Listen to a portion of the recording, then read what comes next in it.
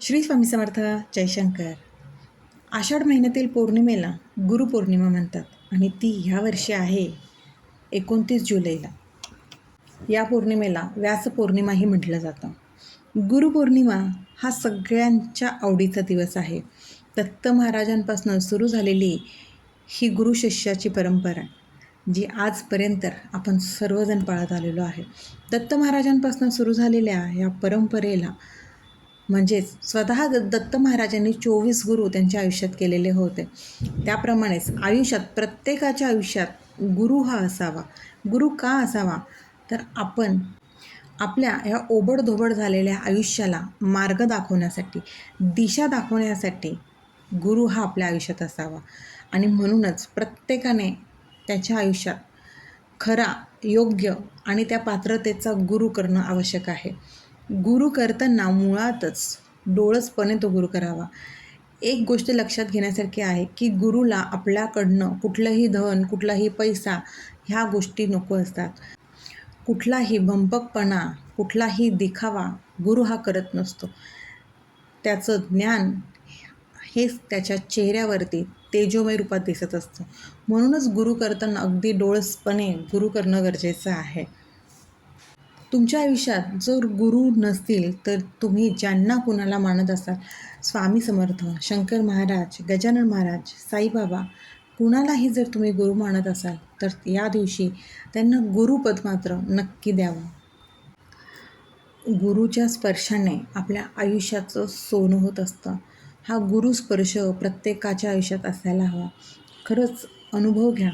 ज्यांच्या आयुष्यात गुरु नव्हते आणि त्यांच्या आयुष्यात जर गुरु आले असतील योग्य पद्धतीचे, किंवा जर त्यांनी स्वामींना गुरुपद दिलं असेल, त्यानंतर त्या आयुष्यामध्ये किती बदल झालेले असतात हे अनुभव घ्या. आणि खरंच प्रत्येकाला हे अनुभव येतातच. म्हणूनच ह्या गुरुस्पर्शामुळे आपल्या आयुष्याचं सोनं करण्यासाठी स्वामींना गुरुपौर्णिमेच्या दिवशी किंवा तुम्ही ज्यांना कुणाला मानतायत त्यांना गुरुपद या दिवशी आपल्याला द्यायचं आहे. आता ते गुरुपद कसं द्यायचं आहे? अगदी साध्या सोप्या पद्धतीने आपल्याला आपल्या स्वामींना, महाराजांना गुरुपद द्यायचं आहे. ज्या दिवशी गुरुपौर्णिमा आहे त्या दिवशी सकाळी आपली नित्यनियमाची कामं आवरून, आपण जी काही सेवा करत असू ती आवरून आपल्याला महाराजांची षोडोपचार पूजा करायची आहे.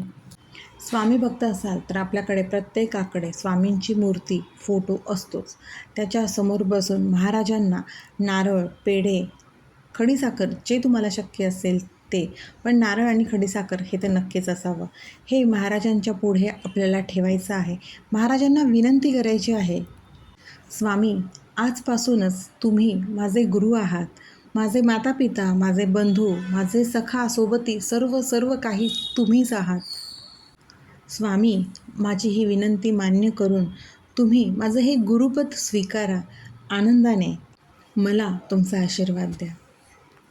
त्यानंतर 11 माळे श्री स्वामी समर्थ या मंत्राचा जप, तसेच स्वामीचरित्र सारामृत याचं पठण करावं. महाराजांना नैवेद्य दाखवावा आणि पुन्हा एकदा महाराजांना विनंती करावी, महाराज हे गुरुपद स्वीकारा, माझा स्वीकार तुम्ही करा. तुम्हाला शक्य असेल तर ही सेवा तुम्ही मठात जाऊनही करू शकतात. पण गुरुपौर्णिमेच्या दिवशी शक्यतो प्रत्येक ठिकाणी गर्दीच असते. त्यामुळे आपल्या घरात स्वामींची मूर्ती असतेच. आपल्या स्वामींच्या मूर्तीसमोर बसून आपण आपल्या स्वामींना गुरुपद द्यावं आणि स्वामी नक्कीच त्यांचा कृपा आशीर्वाद आपल्यावर देत असतात. गुरु हा आपल्या आयुष्यातील अविभाज्य घटक आहे. कारण गुरुच्या स्पर्शाशिवाय आपल्या लोखंडाचं सोनं होत नाही. कारण का गुरु हा परीस असतो आणि त्याचा स्पर्श झाल्यावर आपलं सोनं व्हायला वेळ लागत नाही. किंवा गुरु हा असा असतो जो आपल्याला हिरा बनवत असतो.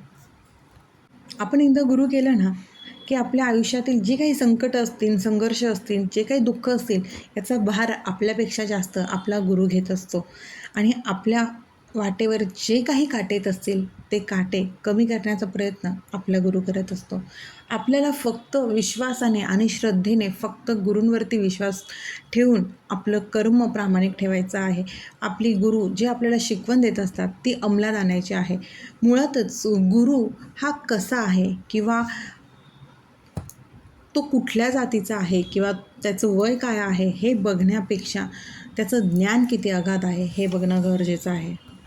दत्त महाराज स्वतः आपल्याला शिकवतात, ज्ञान घेण्यासाठी कशाचीही कुठल्याही वयाची गरज नाही.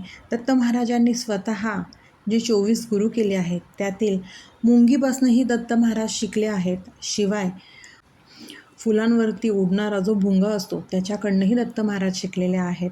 अशा पद्धतीचे गुरु दत्त महाराजांनी जर केलेले आहेत. साक्षात ज्ञानेश्वर माऊली यांचं वय बघा आणि त्यांना गुरु मानणारे किती आहेत. तसेच घोर तपश्चर्या करणारे चांगदेव हे स्वतः छोट्याशा मुक्ताईचे शिष्य झाले होते. त्यांनी छोट्याशा मुक्ताईला त्यांचं गुरु बनवलं होतं. ह्या संतांनी आपल्याला खरंच शिकवलेलं आहे की ज्ञान कोणाकडे किती आहे, ते किती अगाध आहे, ते किती प्रभावी आहे, ते किती शुद्ध आहे, याचा अभ्यास करूनच आपल्याला आपला गुरु निवडायचा आहे. आणि खरंच मनुष्यरूपी गुरु आपल्या आयुष्यात असावा, त्याचाही जमेल तसा मान सन्मान आणि ह्या दिवशी अवश्य आपल्या गुरूंना जाऊन भेटावं, त्यांचा आशीर्वाद घ्यावा, त्यांचं पाद्यपूजन करावं. जी जमेल ती सेवा आपल्या गुरूंची आवर्जून ह्या दिवशी करा. ज्यांच्याकडे मनुष्यरूपी गुरु आहेत, नसेल तर त्यांनी आपल्या स्वामींना किंवा ज्यांना तुम्ही मानत असाल त्यांना गुरुपद देऊन त्यांची सेवा करा. कारण का ज्ञानाविना कर्म व्यर्थ आणि गुरुविना जन्म व्यर्थ.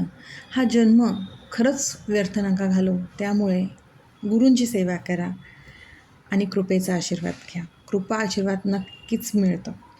गुरुर् ब्रह्मा गुरुर्विष्णू गुरुर्दैवो महेश्वरा गुरुर साक्षात परब्रह्म तस्मै श्री गुरुवे नमः. श्री स्वामी समर्थ. अशक्य ही शक्य करतील स्वामी, अशक्य ही शक्य करतील स्वामी.